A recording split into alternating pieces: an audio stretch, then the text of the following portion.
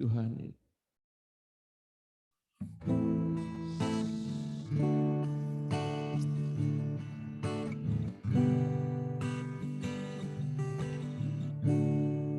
Tuhan, ku rindu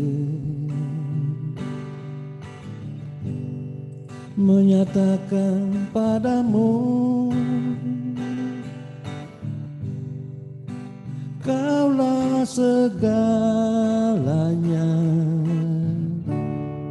dalam hidupku,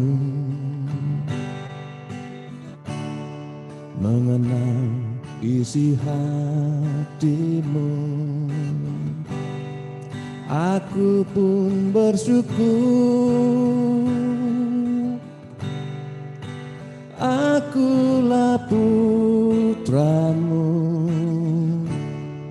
putera raja. Ku puji namamu, ku puji namamu, ku sanjung Engkau, oh Tuhan. Ku puji namamu, ku puji namamu, ku sanjung Engkau, oh Tuhan. Tuhan, ku rindu, inilah pernyataan kami Tuhan, menyatakan padamu Kaulah segalanya dalam hidupku, mengenal isi hatimu. Aku pun bersyukur, akulah putramu, putera raja. Ku puji namamu, ku puji namamu, ku sanjung Engkau, oh Tuhan. Ku puji namamu, ku puji namamu, ku sanjung Engkau, oh Tuhan. Tuhan, ku rindu menyatakan kepadamu, menyatakan padamu Kaulah dalam hidupku, mengenal isi hatimu. Aku pun bersyukur, akulah putramu, putera raja. Ku puji namamu, ku puji namamu, ku sanjung Engkau, oh Tuhan. Ku puji namamu, ku puji namamu, ku sanjung Engkau, oh Tuhan. Ku puji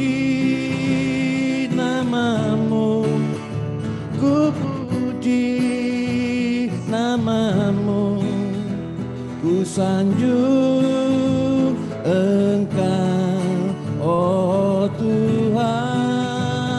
Oh, ku puji namamu, ku puji namamu, ku sanjung Engkau, oh Tuhan. Ku puji namamu, ku puji namamu, ku sanjung Engkau, oh Tuhan. Ku sanjung Engkau, ya Rajaku, ya Rajaku. Ku sanjung Engkau, ya Yesusku. Oh, ya Yesus, ya Tuhanku, ya Rajaku.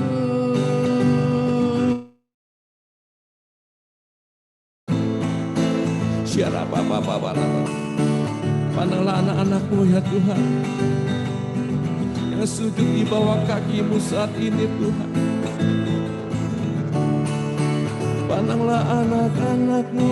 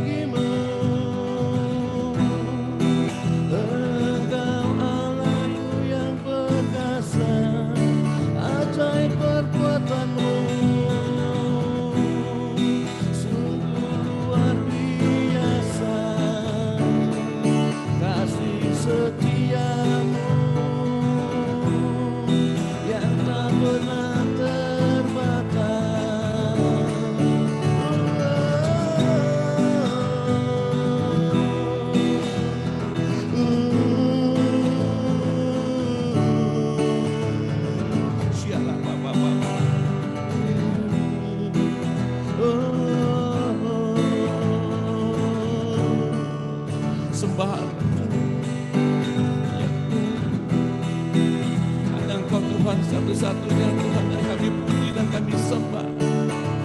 Hanya Engkau Tuhan,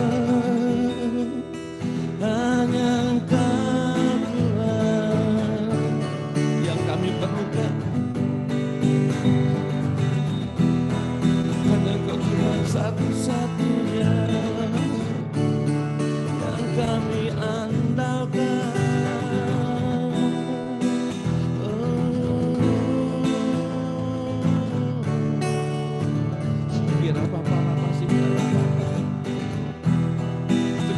Ya Tuhan, teguhkanlah langkah kami ini Tuhan, oleh janji-Mu.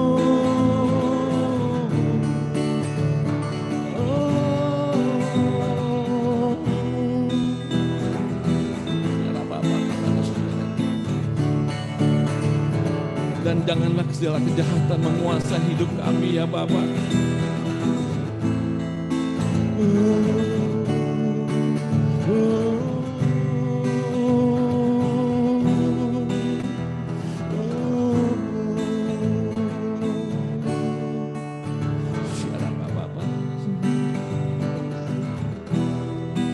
Sinarilah hamba-Mu dengan wajah-Mu Tuhan. Sinari Tuhan, dan ajarkanlah kami Bapa dengan ketetapan-ketetapan-Mu ya Tuhan di dalam hidup kami. Ya Rabbah.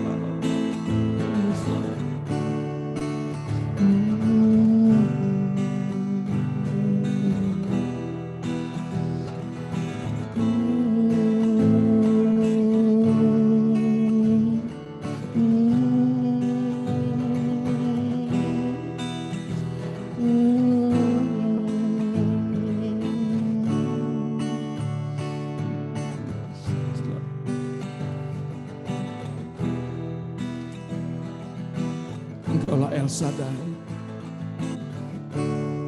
Allah yang Maha Kuasa.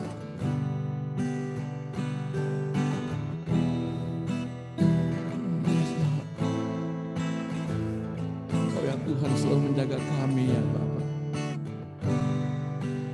Kami bersyukur Tuhan.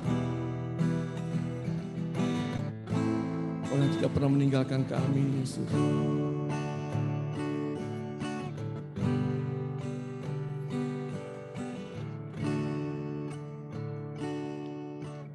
Tak usah ku takut, Allah menjagaku.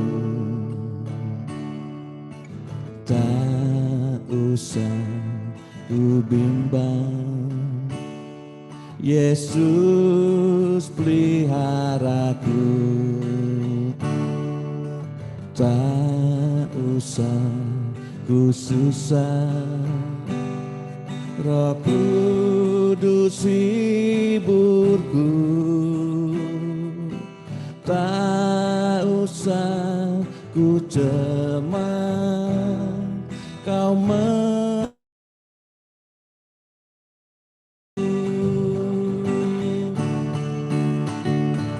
El Shaddai, El Shaddai, Allah Maha Kuasa.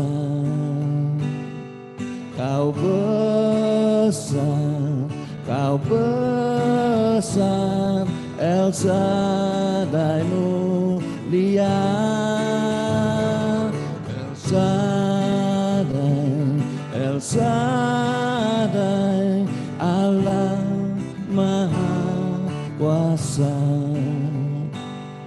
Berkat-Mu melimpah, El Shaddai. El Shaddai. Tak usah ku takut, Allah menjagaku.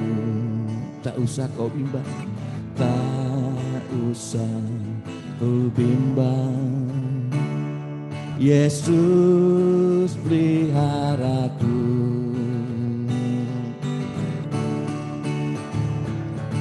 Tak usah ku susah, Roh Kudus hiburku. Tak usah ku cemas, Kau memberkatiku. El Shaddai, El Shaddai, Allah Maha Kuasa. Kau besar, Kau besar, El Shaddai mulia. El Shaddai, El Shaddai, Allah Maha Kuasa. Berkat-Mu melimpah, El Shaddai.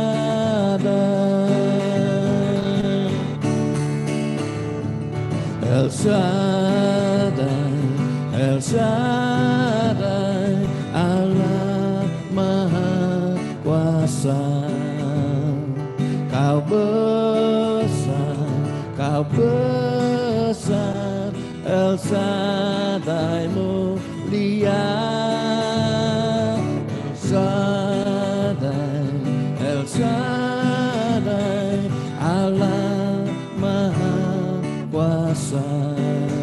berkat-Mu, berkat-Mu melimpah. El Shaddai, El Shaddai, El Shaddai, El Shaddai, Allah Maha Kuasa.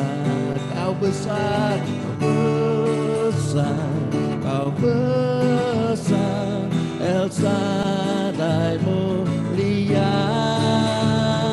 El Shaddai, El Shaddai, Allah Maha Kuasa.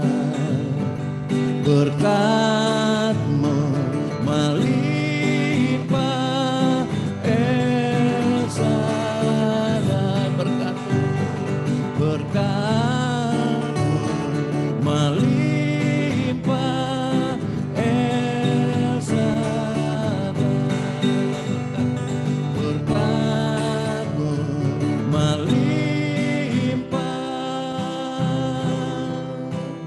El Shaddai,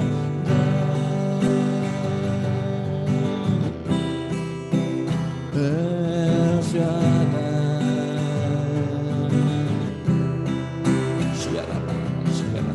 Mari sembah Dia.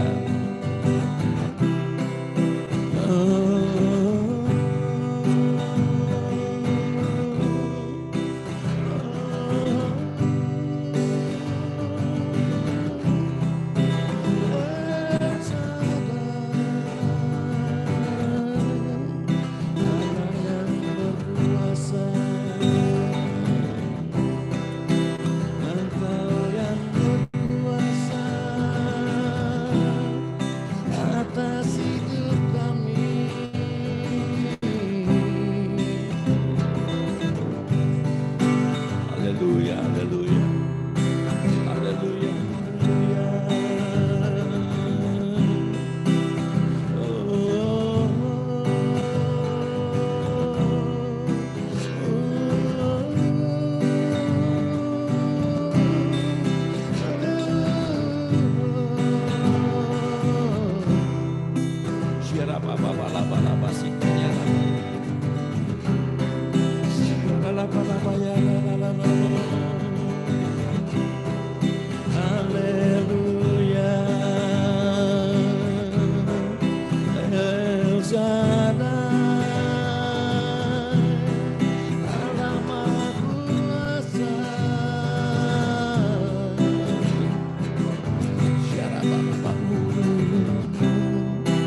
Berkat-Mu melimpah atas kami ya Tuhan.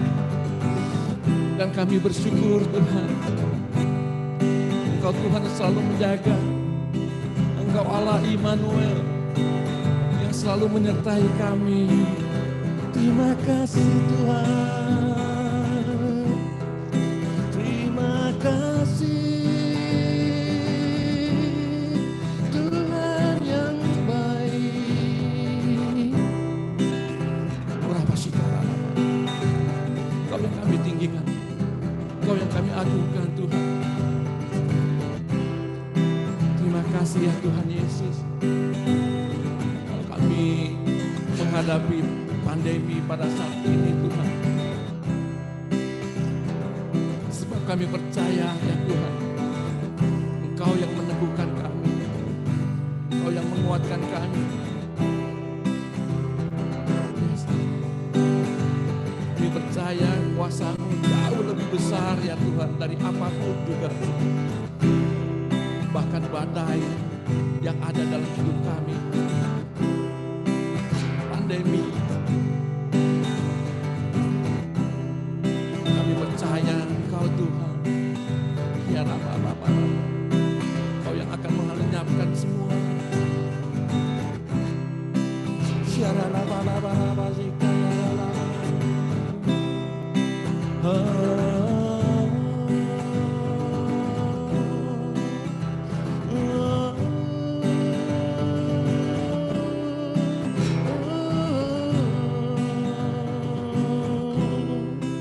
Dan kami bersyukur ya Tuhan, kami punya iman yang kuat ya Tuhan Yesus, iman absolut, iman yang mutlak, hanya percaya kepada Engkau Tuhan Yesus, tidak berubah.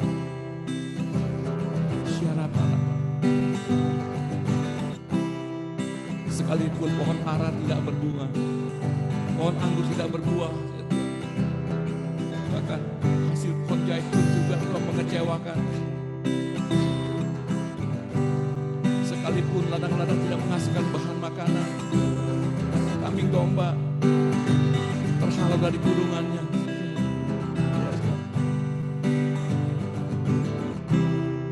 dan sapi lembu tidak ada dalam kandangnya. Namun kami bersorak-sorak di dalam Tuhan dan beria-ria di dalam Allah yang menyelamatkan kami. Oh Yesus, terima kasih. Iman percaya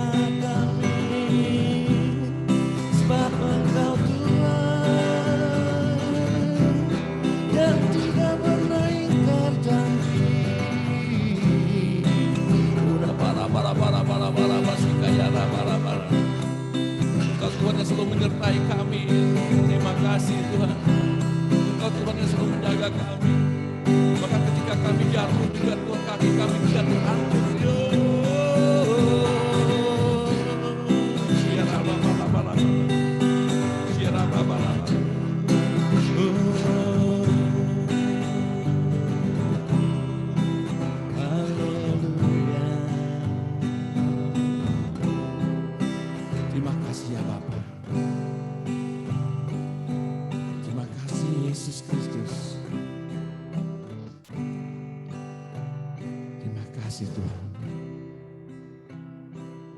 Kami rindu juga mendengarkan firman-Mu ya Tuhan.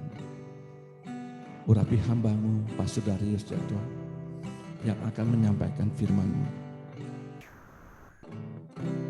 Kami buka hati kami. Kami siap mendengarkan.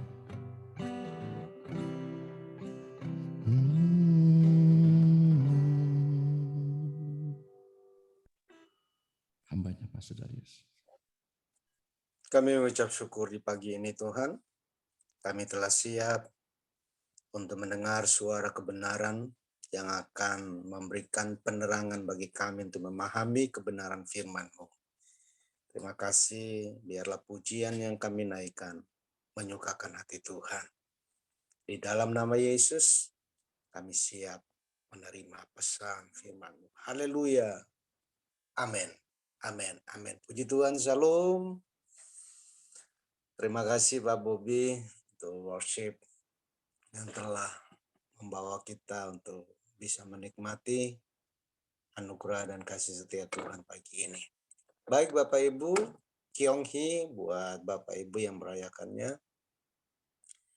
Mari sama-sama kita akan menelaah apa yang tertulis dalam Mazmur pasal yang ke-119. Ada 16 ayat. Nah, dari 16 ayat ini dibagi dalam 2 alinea, yaitu ayin dan pe. Dari alinea yang ke-16, ayin, kita akan perhatikan beberapa makna rohani dari ayat yang ke-121 sampai dengan ayat yang ke-128 yang memiliki perikop taat kepada hukum-hukum Elohim, taat kepada hukum-hukum Allah. Nah, Bapak Ibu Saudara sekalian, di ayat yang ke-121, di situ dalam terjemahan Alkitab terjemahan baru, firman Tuhan katakan, "Aku telah menjalankan hukum dan keadilan. Janganlah menyerahkan aku kepada pemeras-pemerasku." Seseorang ketika membaca ayat ini sepintas lalu kita agak dibuat lamban paham untuk memahami apa yang sedang dibicarakan di dalam ayat ini. Tentunya kita tidak dapat dengan mudah untuk mencerna atau memahami apa yang dimaksudkan oleh ayat yang ke-121. Pasti ada penyebabnya karena memang kita menyadari bahwa terjemahan tata bahasa Indonesia kita masih kurang pada waktu itu. Dilihat juga dari disiplin ilmu tentang bahasa pada masa itu dari para teolog-teolognya pun berbeda dengan perkembangan ilmu yang sedang terjadi di zaman sekarang. Jadi memang bahasa yang dipakai pada zaman waktu Alkitab dalam bahasa Indonesia terjemahan baru ini diterjemahkan, para teolognya kan berbeda zamannya. Berbeda pula tentunya disiplin ilmu. Jadi ya kita tidak bisa bicara terlalu banyak mengenai kesalahan-kesalahan atau kekurangan-kekurangan dari perbedaan-perbedaan penafsiran. Kalau kita melihat bahwa teolog zaman sekarang sedikit banyak mengalami perkembangan tata bahasa.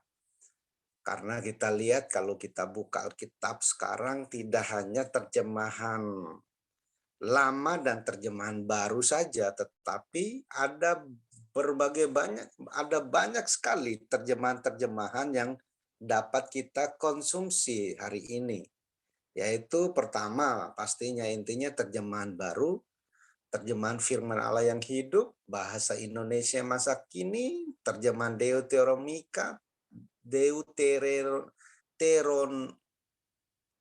Deuterokanonika, ya, terjemahan sederhana Indonesia, versi mudah dibaca, Indonesia disederhanakan, Indonesia literal translate 3, terjemahan lama, dan masih banyak lagi. Jadi kalau kita membaca Alkitab untuk memahami setiap makna dari setiap pasal, jangan hanya baca satu terjemahan. Bukalah, downloadlah, sekarang kan lebih mudah di Alkitab kita, di mana di iPad, di laptop bisa kita download berbagai macam terjemahan, sehingga itu akan membawa kita untuk memahami makna dari apa yang dimaksudkan oleh firman Allah tersebut. Dan itu pasti terjemahannya ada yang mendekati terjemahan asli. Jadi itu tergantung dari kondisi pada waktu itu memang masih terbatas. Sedangkan sekarang perkembangan ilmu pengetahuan khususnya tata bahasa pun semakin komplit. Baik, mari kita simak bersama-sama apa yang tertulis yang terkandung dalam ayat 121. Kalau kita lihat ayat dalam terjemahan baru yang berbunyi, aku telah menjalankan hukum dan keadilan. Janganlah menyerahkan aku kepada pemeras-pemeras. Seharusnya, ya, kalau kita lihat terjemahan Indonesia yang lain, ya, dan saya berusaha untuk membangun sebuah rujukan supaya kita bisa memahami makna yang terkandung dalam ayat 121 yang berbunyi, janganlah serahkan aku ke dalam tangan musuh-musuhku, karena aku telah melakukan apa yang benar.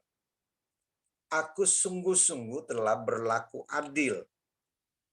Nah, dari terjemahan ini, ya, kita bisa belajar untuk memaknai arti kalimat janganlah serahkan aku ke dalam tangan musuh-musuhku. Jadi yang digarisbawahi adalah yang pertama, janganlah serahkan aku, dan yang kedua kata tangan di sana. Karena tangan dalam bahasa Ibrani itu adalah yad atau kaf atau seroa. Kata tangan bahasa Ibrani yad dan kaf itu digunakan untuk menyebutkan seluruh anggota tubuh bagian bawah. Sedangkan kata yad berarti lembah. Jadi yang dimaksudkan dengan yad itu artinya lembah. Dan kaf itu berarti telapak yang berasal dari akar kata lekukan atau belokan. Kira-kira begitu Bapak Ibu. Jadi dapat kita simpulkan bahwa yang dimaksud dengan tangan musuh-musuhku di ayat ini adalah merupakan tangan yang penuh dengan darah. Mengapa? Karena mereka adalah penumpah darah. Bapak Ibu bisa membacanya, Bapak Ibu bisa mencatat dulu ayatnya karena waktu kita sangat sempit. Yesaya 1 ayat 15 dan Yesaya 59 ayat yang ketiga. Di situ menjelaskan bahwa tangan musuh-musuh itu adalah tangan yang penuh dengan darah, utang darah. Ya sama seperti waktu Allah memerintahkan Daud untuk tidak membangun bait Allah. Karena yang akan membangunnya adalah anaknya Salomo. Mengapa Salomo? Karena Salomo tangannya belum memiliki utang darah, berlumuran darah. Sedangkan Daud sudah, nggak tahu lagi deh. Mulai dari kepala, mulai dari Goliat, seterusnya. Banyaknya mati melalui tangannya. Jadi nggak layak. Yang kedua, tangan di sini adalah tangan musuh yang merupakan tangan yang melakukan kejahatan atau kekerasan, baik secara fisik, psikis, maupun materi. Mazmur 58 ayat 3, Yesaya 59 ayat yang ke-6. Yang ketiga, tangan di sini juga yang dimaksudkan adalah tangan yang suka menerima suap demi sesuatu yang tidak benar, dan itu dibenci Adonai.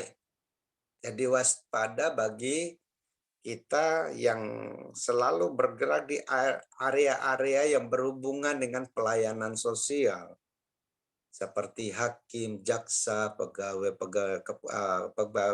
negeri yang memiliki kedudukan, yang punya otoritas untuk memutuskan segala sesuatu. Waspada di area ini, karena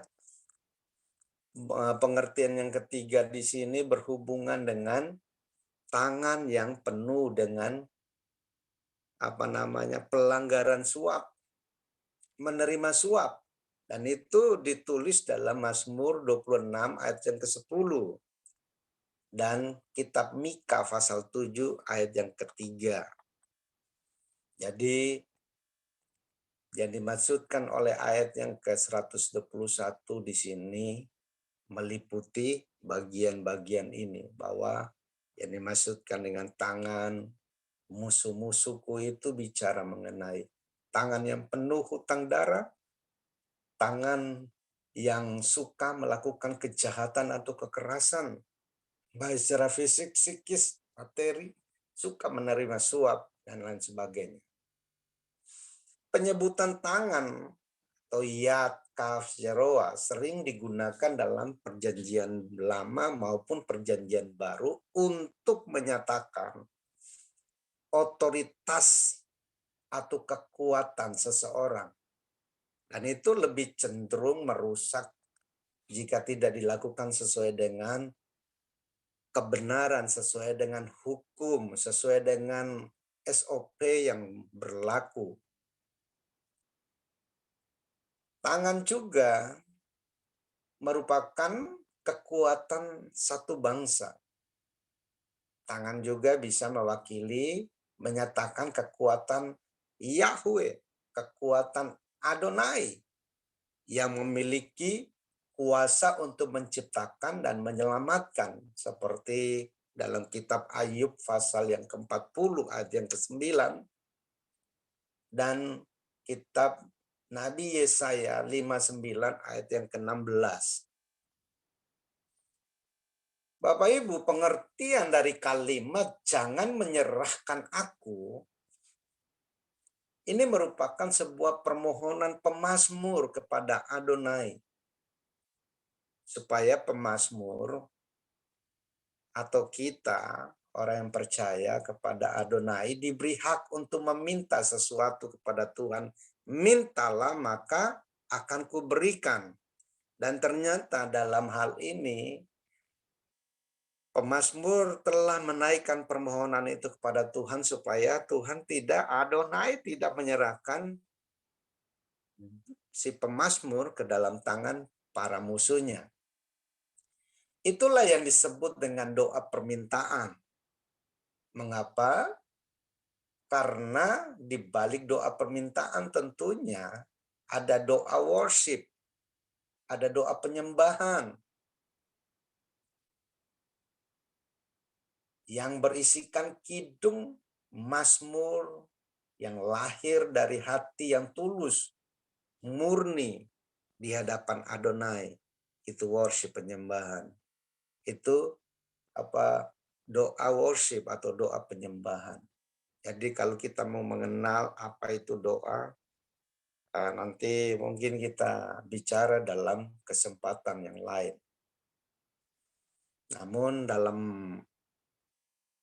penjelasan dari ayat 121 ini berisikan sebuah doa permohonan yang dinaikkan oleh pemazmur supaya Adonai tidak menyerahkan pemazmur ke dalam tangan para musuhnya.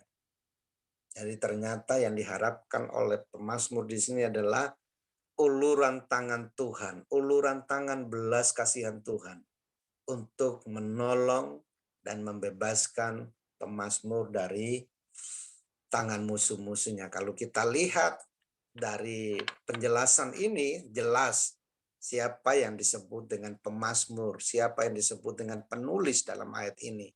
Tentunya mengarah kepada pribadi Raja Daud sendiri. Karena dia memiliki banyak musuh, hutang darah pada waktu itu. Sebuah pelajaran juga bagi kita bahwa di balik permintaan atau permohonan yang ditujukan kepada Adonai, itu harus berdasarkan pada pertama, ketaatan yang disertai dengan roh yang mengasihi firman dari seluruh umat Adonai yang hidup dulu, sekarang, dan sampai selama-lamanya. Di ayat 121, 122. Itu kita bisa lihat di sana bahwa ketaatan itu harus disertai dengan roh yang mengasihi firman. Yang kedua, itu juga berisikan perintah yang disertai janji. Sebuah janji yang memiliki kepastian dari Adonai. Jadi di ayat 123 itu mengungkapkan tentang sebuah perintah Adonai, di mana di dalam perintah itu kalau dilakukan ada janji yang akan diterima oleh mereka yang melakukannya. Yang ketiga dari ayat 124, semua permohonan atau permintaan itu harus bersumber dari kasih karunia Adonai. Mengapa? Karena apa saja yang kita minta kalau tidak sesuai dengan apa yang Tuhan inginkan, Tuhan kehendaki, itu tidak akan bisa terjadi dalam hidup saudara dan saya. Memang Tuhan suruh meminta, tetapi pastikan bahwa waktu kita berdoa, kita tidak bisa meminta dari kehendak hati kemanusiawian kita. Maksudnya adalah Semua permohonan itu harus berdasarkan keinginan hatinya Tuhan. Bagaimana kita bisa meminta sesuai keinginan hatinya Tuhan? Tentunya kita harus mengenali Tuhan dengan benar. Minta hal-hal yang berdasarkan rancangan dan kehendak Tuhan tentunya. Jadi mintalah sesuatu yang tidak memuaskan hawa nafsu daging kita. Mintalah tidak hanya untuk sebuah kesombongan. Permintaan kita harus bersumber atau berlandaskan kepada roh yang takut akan Allah. Maksudnya adalah ketika kita menerima dan menikmati isi doa kita, tentunya kita akan gunakan itu untuk memuliakan nama Tuhan tentunya. Itu yang ketiga. Keempat, dari ayat yang ke-125, itu memiliki arti bahwa kita harus memiliki komitmen untuk melayani Adonai secara pribadi dan melayani pekerjaannya dengan hati yang tulus. Mengapa ada dua? Melayani pribadi dan melayani pekerjaannya, karena istilah seperti ini banyak rancu dalam pengertian seorang umat Allah, seorang anak Tuhan. Bahkan hamba Tuhan juga ada yang keliru. Melayani di sini ada dua bentuk pelayanan yang harus kita kerjakan, yaitu melayani Tuhan yang empunya pekerjaan dan melayani pekerjaan Tuhan. Jadi kita tidak bisa memahami hanya satu. Jadi ada dua tanggung jawab harus kita lakukan di sini, yaitu melayani Tuhan dan melayani pekerjaannya. Namun saya sering menemukan kondisi keliru seperti ini di dunia pelayanan. Jadi pelayanan itu ada dua. Pelayanan pribadi sang pemilik pekerjaan, pemilik kebun anggur itu sendiri, dan melayani di kebun anggurnya Tuhan. Sama seperti seorang pendeta. Dia tidak hanya cukup menjadi hamba Tuhan yang melayani pekerjaan Tuhan, tetapi dia juga harus menjadi pelayan dari pemilik ladang itu. Jadi gereja itu bukan milik kita. Gereja itu miliknya Tuhan. Kita ini pekerja di kebun anggurnya Tuhan. Jadi kalau kita menyebut bahwa gerejaku, itu kemungkinan keliru. Kita harus bilang, ini saya melayani di gereja Tuhan. Apa gitu. Jadi kita mesti memahami dengan benar dan jelas. Yang berikut di ayat yang ke-126, tidak hanya melayani Adonai secara pribadi dan melayani pekerjaannya, tetapi kita juga harus mengerti bahwa dalam hidup pelayanan kita ini, dalam hidup kita di hadapan Adonai, harus memiliki kondisi khusus dikarenakan pada faktor sebuah kebutuhan yang sangat mendesak. Jadi ada kondisi khusus yang diungkapkan dalam ayat yang ke-126. Dan itu harus menjadi menjadi prioritas yang harus dikerjakan dalam waktu yang sesingkat-singkatnya, tidak boleh ditunda-tunda. Berarti begini, dalam pelayanan kita harus bisa membangun sebuah sistem bahwa ada yang prioritas, ada yang enggak. Kita enggak bisa melayani semuanya kualitasnya sama. Ada yang prioritas, ada yang contoh. Salah satu contoh secara singkat.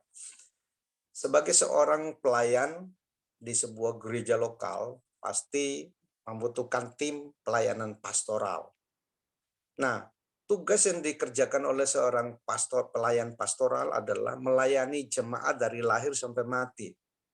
Nah, tiba-tiba dia punya jadwal untuk mendoakan rumah atau mendoakan yang mau pentahbisan kantor kah atau dan lain sebagainya yang sebenarnya itu bisa ditunda sejenak ketika ada jemaat yang meninggal, jemaat yang sakit.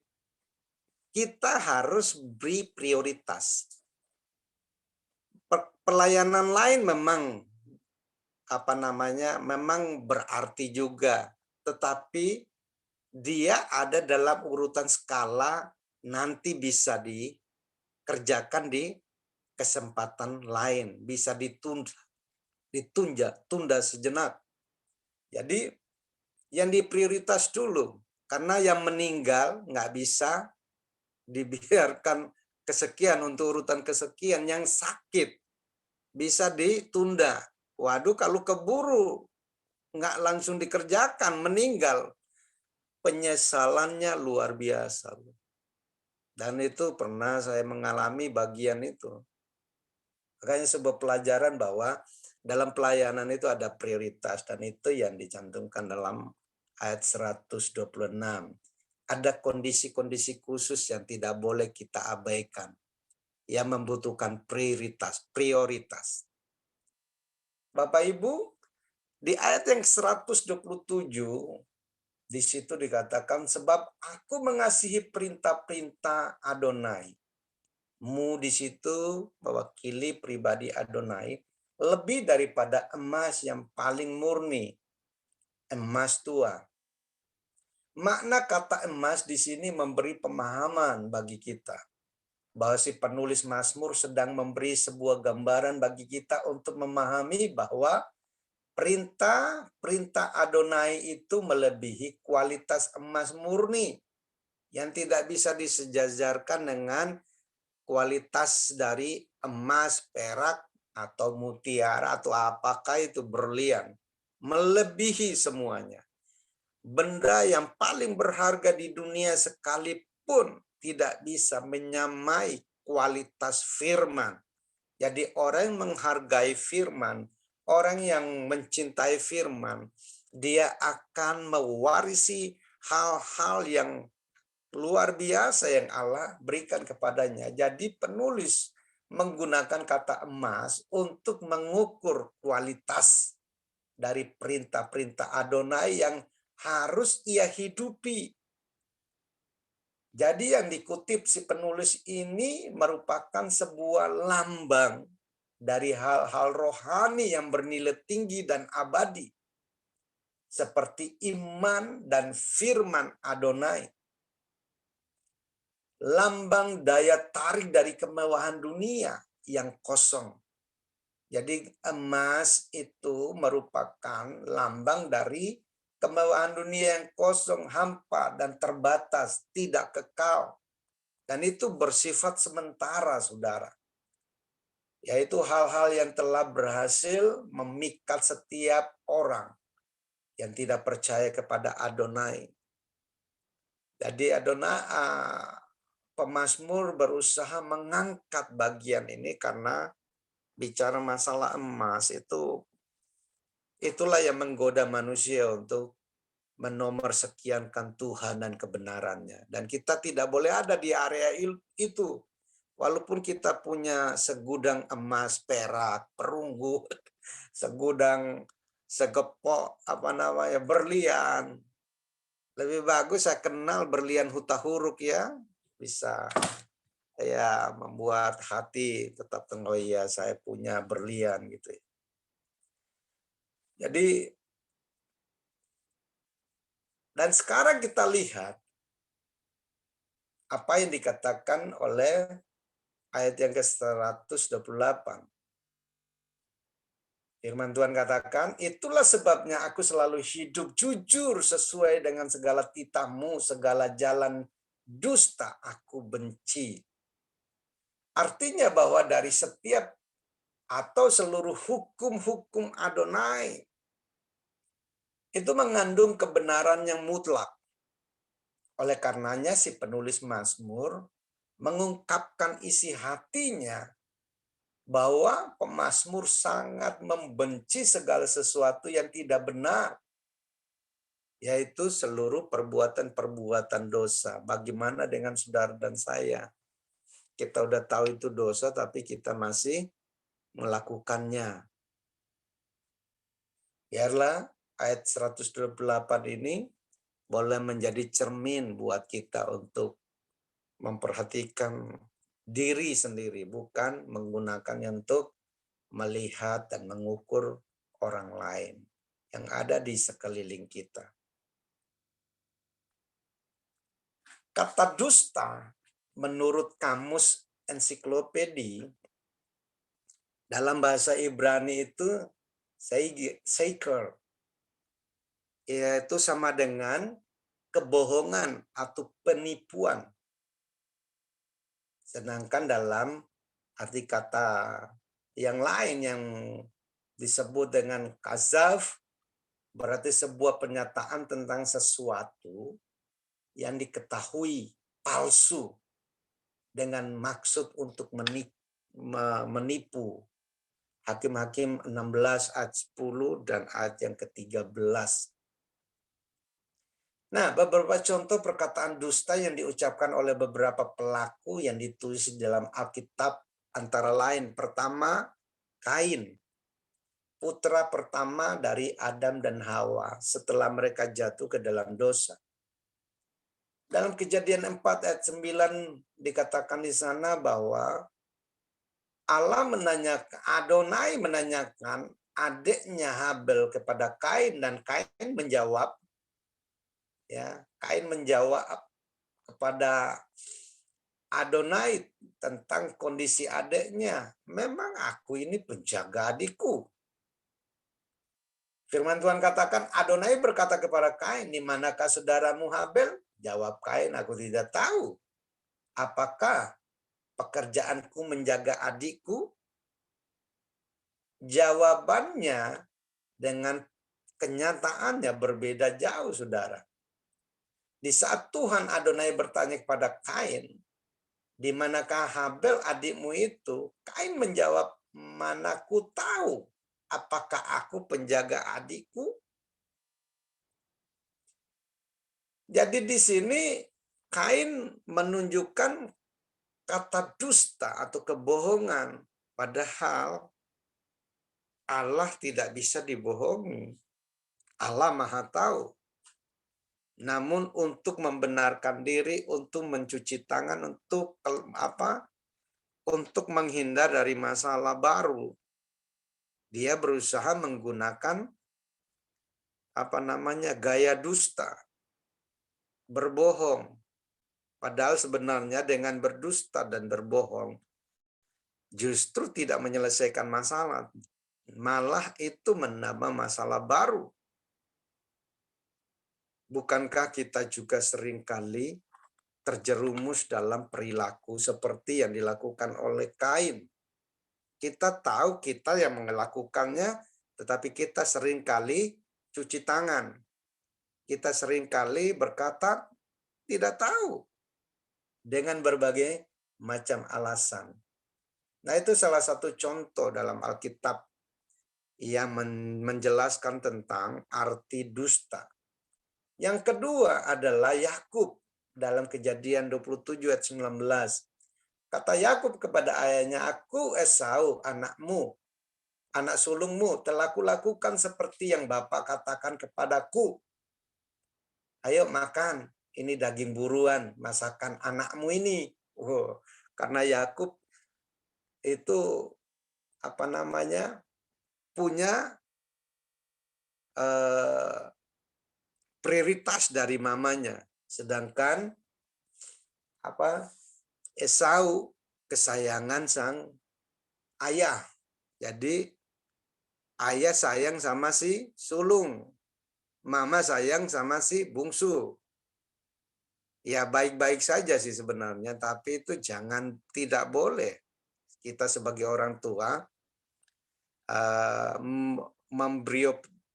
memberi prioritas kepada satu anak. Harusnya semuanya sama. Kasih sayang, perhatian, semuanya harus sama. Tidak boleh berat sebelah. Tidak boleh bilang ini anak papa, ini anak mama. Dua-duanya anak papa dan anak mama. tidak boleh berat sebelah. Makanya jadi seperti ini. Muncullah karena mengejar hak kesulungan. Muncul keinginan untuk mengambil dengan jalan menipu. Maka tepatlah sesuai dengan namanya. Yakub itu penipu. Dan kita tidak boleh lakukan itu. Yang ketiga, Gehasi, 2 Raja-Raja 5, 21-27. Waktu Elisa melayani Naaman, ya, dan terjadilah, muncullah keinginan kemanusiawian dari Gehasi yang menolak, tuannya menolak untuk menerima persembahan dari Naaman. Jadi ada hamba-hamba Tuhan yang juga dalam pelayanannya selalu menolak persembahan dari gereja lokal yang dia layani. Kalau dia melihat, waduh, mereka lebih membutuhkannya dari kami. Dan itu seringkali kami lakukan ketika melakukan tugas pelayanan baik di daerah Tangerang maupun di Jakarta Selatan, di luar-luar pulau juga. Kita melihat, waduh kasihan, udah cukup kita terima dan persembahkan kembali untuk membantu pelayanan mereka. Gehasi melihat itu dan terpikat oleh persembahan, sehingga dia membohongi bukan hanya dirinya, membohongi Tuhan dan membohongi majikannya, ya, dan membohongi Naaman. Dan ini tidak boleh terjadi dalam kehidupan kita. Banyak korban dari dusta yang kita lakukan. Bukan hanya diri kita, bukan hanya Tuhan yang didustai, Roh Kudus yang didustai, bukan hanya orang-orang sekitar yang didustai, pimpinankah, atau siapapun yang ada di area hidup kita yang didustai. Jadi Gehasi telah melakukan penipuan terhadap 2 orang penting dalam hidup Gehasi, yaitu Elisa dan Naaman. Akibat yang diterima Gehasi karena dustanya adalah ia menerima penyakit kusta Naaman. Jadi kutuk kusta itu diterima Gehasi, dan tidak hanya Gehasi, karena akibat dustanya seluruh keturunannya, seluruh keturunan Gehasi menerima sakit kusta. Dan itu keturunannya disebut dalam 2 Raja-Raja 5 ayat 27 itu bukan 1 tingkat, 2 tingkat saja, 2 generasi saja. Generasi Gehasi selamanya. Waduh. Jadi hati-hati dengan perbuatan dosa yang dilakukan berupa kutuk. Ya, itu bahaya. Nah, dan yang terakhir dalam perjanjian baru kita bisa menemukan contoh Ananias dan Safira. Ya. Dia membohongi Roh Kudus dan masih mati langsung di tempat. Tidak ada pengampunan. Ya, Ananias datang pertama. Langsung Petrus berkata, kamu berani-berani membohongi Roh Kudus. Dengan menahan sebagian dari hasil penjualan tanah itu akibat dusta pada Roh Kudus. Di ayat 5 dan ayat 10, Ananias dan Safira seketika itu juga menuai kematian. Di ayat 5 menjelaskan Ananias langsung saat itu jatuh di tempat dan mati. Yang ke ayat 10 menjelaskan begitu Safira datang juga, mati juga di tempat. Dan innalillahi wa innalillahi rajiun. Tidak ada pengampunan. Jadi ternyata dusta itu tidak boleh dilakukan. Pelajaran buat kita bahwa belajar untuk tidak berdusta. Apalagi mendustai Allah, mendustai Roh Kudus. Alinea ke-17. Sekarang kita beralih ke alinea kedua. Waduh, waktunya. Hasrat untuk mengikuti hukum-hukum Yahweh. Dalam terjemahan baru bahasa Indonesia, peringatan-peringatanmu ajaib, itulah sebabnya jiwaku memegangnya, ayat 129. Hukum-hukummu dan peraturan-peraturanmu bagai ajaib, begitu ajaib, mengagumkan. Itulah sebabnya aku mentaatinya dengan sepenuh hati. Kata ajaib, mengagumkan, sudah disebutkan juga di ayat yang ke-18. Singkapkanlah mataku supaya aku memandang keajaiban-keajaiban Tauratmu. Artinya bahwa pemazmur meminta supaya Elohim untuk membuka mata jasmani dan mata rohaninya agar dapat melihat hal-hal menakjubkan dalam hukum-hukum Elohim. Di ayat 130 juga kita bisa melihat di alinea P ini, bila tersingkap firman-Mu memberi terang, memberi pengertian kepada orang-orang bodoh. Pengertiannya bahwa ketika rencana Elohim dipaparkan, maka orang yang berpikiran dangkal pun dapat memahami apa yang menjadi rancangan Elohim bagi hidup manusia. Makna kata terang di sini adalah menggambarkan sesuatu yang putih, bersinar, sifatnya menyebar, berguna, dan indah.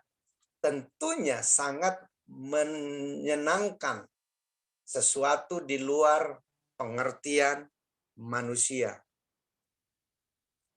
Terang melukiskan Kristus sumber segala hikmat. Terang melukiskan sebuah anugerah Allah. Terang melukiskan segala sesuatu yang dinyatakan.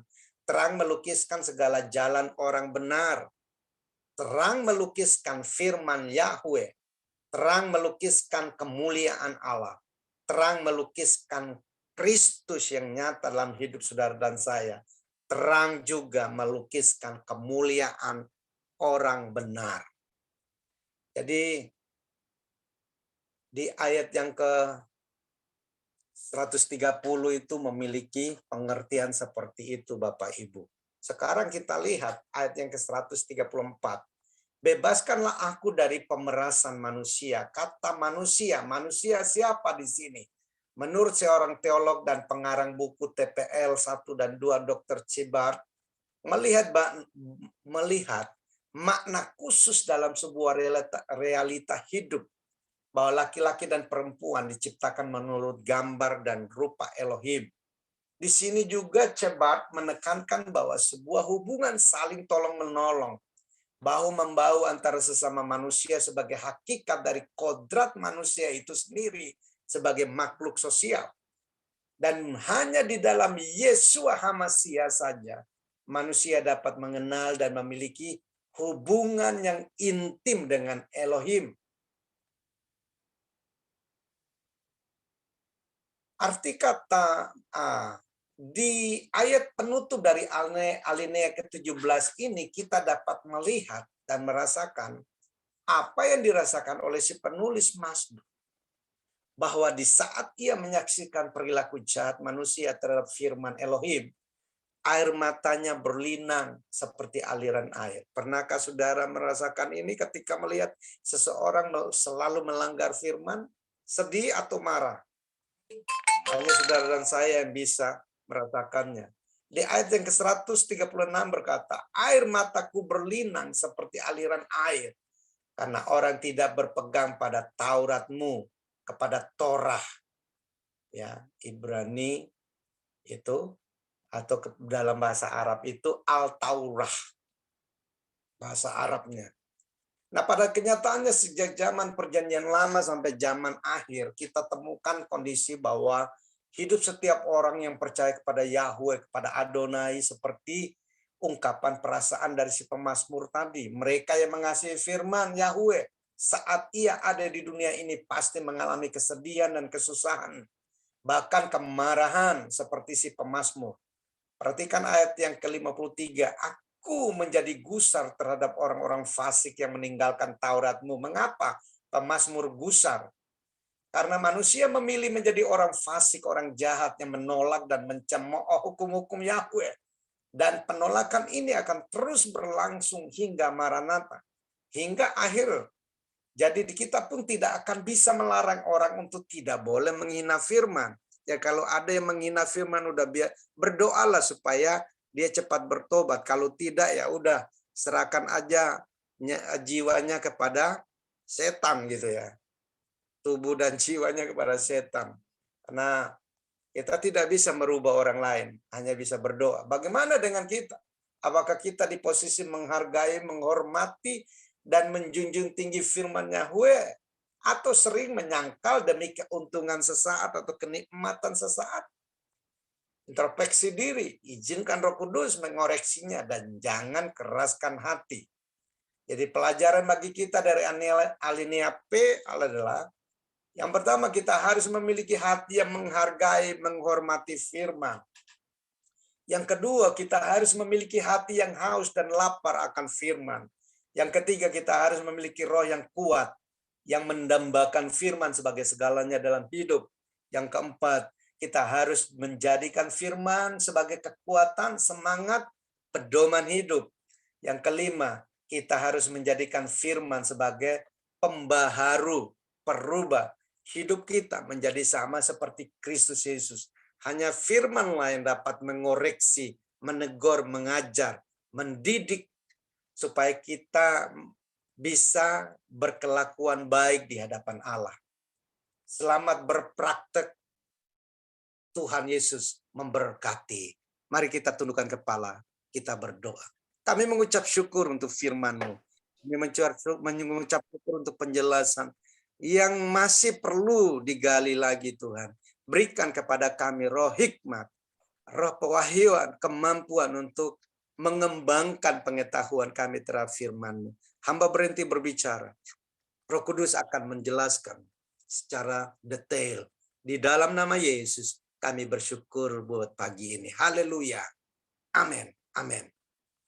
Amin. Maaf Pak, lebih 2 menit. Enggak apa-apa Pak. Terima kasih Pastor Darius. Sama-sama. Ya, emang untuk membahas Mazmur 119 harus punya waktu khusus. Enggak cukup dalam waktu 30 sampai 35 menit ya. Apalagi di breakdown dengan alfabetnya Ibrani gitu. Baik Bapak Ibu, shalom semua. Kita akan tutup doa bagi kita. Untuk yang mau didoakan ada beberapa yang sudah kita list mau didoakan. Mohon Bapak Ibu lihat kondisi saat ini, kita berdoa semua supaya kita terhindar dari terpapar virus, karena sekarang ini sudah sekeluarga ya sudah sekeluarga yang kena gitu. Ini juga saya masih di jalan ini ya, saya di kaki Gunung Sumbing ya saat ini, jadi saya punya wifi juga agak sedikit kurang bagus. Oleh karena itu kita saling doakan gitu Bapak Ibu ya. Baik, kita akan tutup doa pagi kita. Apakah ada yang mau didoakan lagi selain daripada ya Gaby dan juga Ibu Dewi sekeluarga? Kak Candy, iya Bu. boleh nggak minta dukungan doa? Saya ini Baik. saat ini bantuin dokter saya untuk tanganin COVID. Jadi sebetulnya sih saya pribadi sulit, maksudnya berat gitu. Itu kan saya lihat pasiennya banyak, jadi saya harus temanin dokter saya gitu. Jadi mohon dukungan doa supaya saya tetap terlindungi dari COVID. Baik, kalau gitu. Pastor Darius, mohon dicatat Pastor Darius, karena kita mau minta tolong Pastor Darius untuk mendoakan yang ada di list ya. Sebentar ya Pak, saya Baik. catat dulu. Iya. Yang ada di list Pak itu untuk Ibu Dewi dan keluarganya. Ibu Dewi, Dixon dan anaknya ya yang kena COVID. Juga buat keluarga besar Ibu Nita ya, dan pegawainya yang terpapar COVID. Terus juga buat Gaby, anaknya Bu Ivi, serta mamanya yang kena COVID juga. Gaby dan keluarga ya? Enggak, anaknya Ibu Ivi. Gaby anaknya Ibu Ivi dan mama, ya mama Ibu Ivi juga. Jadi anak dan mama Ibu Ivi yang kena. Lalu Ibu Esther, agar Tuhan memberikan perlindungan karena bertugas untuk menangani COVID bersama dokter ya. Ada lagi Bapak Ibu? Baik, kalau tidak ada, sebelum saya lupa, Kyung-hee dulu ya. Kyung-hee ya, yang merayakan. Baik, nanti setelah foto bersama akan ada laki angpau. Ya, laki angpau untuk 2 orang ya, jangan ini dulu ya, kita akan berikan berkat laki angpau buat 2 orang, 1 orang diberikan pulsa Rp50.000 gitu ya, hanya untuk 2 orang. Oke? Baik. Silakan Pastor Darius untuk Ada jiwa baru tuh Pak. Oh iya, oke. Nanti kita sapa baik. Sebelum itu kita sapa dulu deh Ibu Kartini. Ya, Ibu kita Kartini. Selamat datang Ibu kita Kartini. Boleh dibuka Bu mic-nya? Perkenalkan Ibu ada di daerah mana? Ya, selamat pagi.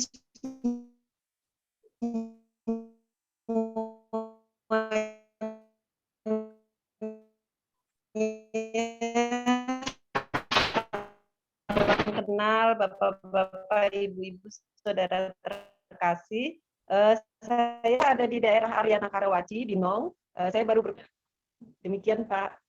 Baik, makasih. Ya Bu, terima kasih ya Bu atas kedatangannya. Kita mengundang kembali ya di hari Senin sampai hari Sabtu ya. Pas kebenaran kemarin kita baru libur, hari ini kita baru mulai ya. Kita undang ya, kita bisa saling doakan. Baik, silakan Pastor Darius. Mari kita. Ya, silakan. Sebentar, ada yang bicara. Maaf, saya lift dulu mau ke rumah sakit Pak pagi ini jam 7.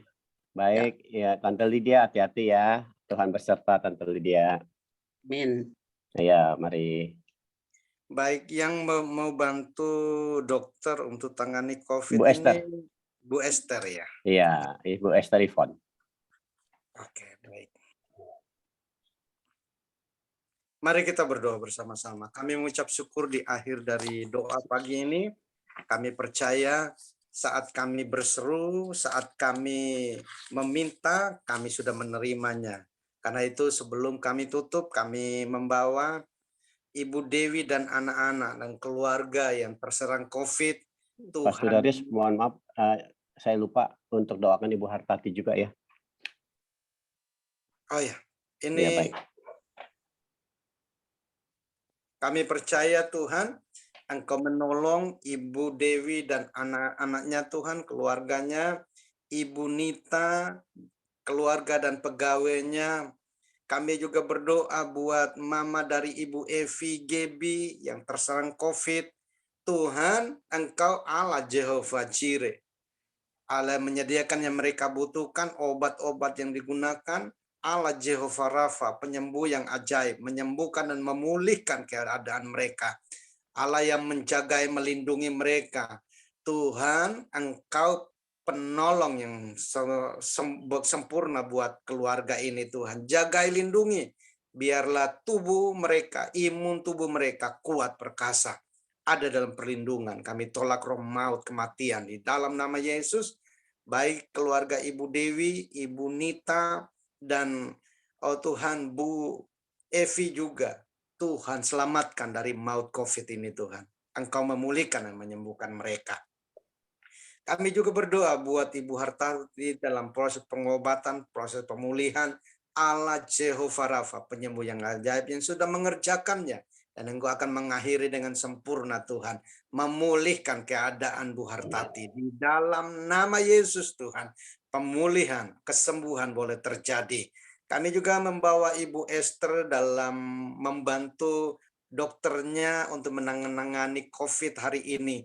Tuhan menolong, Tuhan memimpin, Tuhan menjagai. Aku berdoa supaya imun tubuh Ibu Esther, imun tubuh keluarga hamba-hambamu, anak-anakmu yang terserang, boleh naik kuat dan perkasa. Imun tubuh kami juga seluruh member, oh Tuhan TDP, biarlah semua kuat dan perkasa. dan kami percaya Allah pelindung Israel menjaga dan melindungi kami. Terima kasih Tuhan, kami percaya apa yang kami minta di hadirat-Mu, kami sudah menerimanya. Dan saatnya kami berdoa untuk Pak Kiandi dalam tugasnya pun di luar. Dan semua anak-anak-Mu yang bekerja di luar. Saat ini pun dalam perlindungan Allah sempurna. Hindarkan dari semua, oh Tuhan, serangan-serangan COVID dimanapun mereka berada. Dan mereka boleh kembali sehat berkumpul dengan keluarga. Terima kasih, kami siap menerima berkat daripada Tuhan. Kekasih-kekasih Kristus, pulang, lakukanlah apa yang engkau terima pagi ini, dan bawalah olehmu segala berkat salom. Damai sejahtera sukacita yang berlimpah-limpah dari Allah Bapa. Cinta kasih sayang sempurna dari Tuhan Yesus. Penyertaan penghiburan yang manis dari Allah Roh Kudus, jadi bagian kita mulai dari sekarang sampai Maranatha. Yesus datang kedua kali menjemput saleh-salehnya di awan-awan permai. Dalam nama Tuhan Yesus Kristus. Haleluya. Amin. Amin. Amin. Tuhan memberkati. Terima kasih. Pastor Terima Darius. kasih Pastor Darius. Terima kasih Pak. Terima kasih Pak Kiandi. Terima kasih Pak Terima Bobi. kasih Pak Bobi. Pak Bobi, Pastor Tuhan Darius. memberkati. Pak Bobi. Berkati. Pak Bobi, Pak Iwan, terima kasih. Pak John, terima kasih. Oke, yuk kita buka kameranya Bapak Ibu. Setelah itu kita akan tarik lucky draw ya. Pak Bobi, Tuhan Yesus berkati. Nah, kita buka kameranya. Saya mohon Pak Andi boleh bisa tolong Pak. Baik Pak Kiai. Kita foto ya, siap-siap nih. 1, 2, 3. Yauhi. Gaya Kyonghi. 1, 2, 3. Dapat angpau gede. Oke, kita Satu lagi. satu Slide lagi. Slide kedua Kyonghi.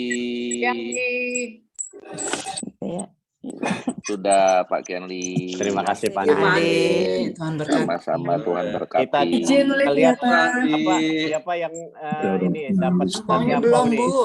Oke, sebentar ya. Kita lihat laki ampau siapa yang dapat ya. Ini hanya permainan ya. Oke, sebentar. Oke. Apa share screen sudah ini? Halo? Udah. Ya sudah Pak. Udah kelihatan. Sudah ya. Oke. Saya mohon Pastor Darius untuk bilang start start. Nah, nanti kita putar ya. Pastor Darius silakan Pak. Oke, start.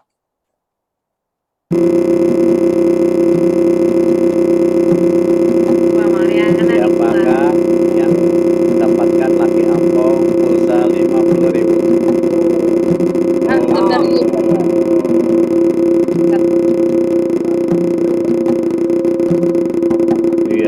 Iya, biar lama Pak. Penasaran. Ya. Oke, Pak Widodo, Kartini, 1, 2, 3, 4, 5, 6, 7, 8, 9. Pak Oja. Pak Oja.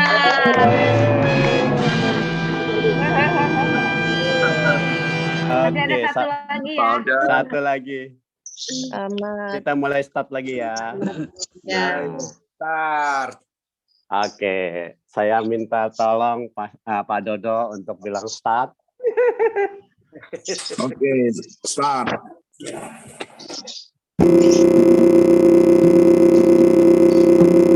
Ayo, siapakah yang beruntung?